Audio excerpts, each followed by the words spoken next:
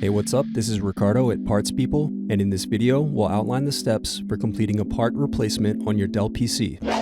Visit our website and use this coupon for a 5% off discount.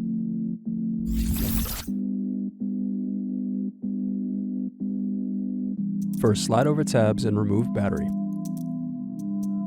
Then unscrew and remove access door. Now remove bottom base screws.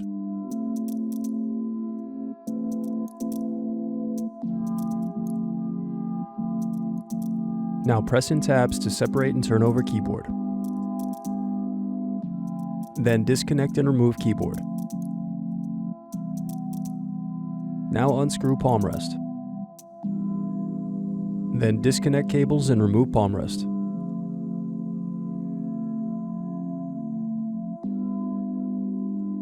Now disconnect and remove SD/USB circuit board. Thanks for watching. Don't forget to like and subscribe if you enjoyed this video. And if you need more, check out this playlist to watch other tutorials for your laptop. You can also click here to find parts for your laptop at partspeople.com.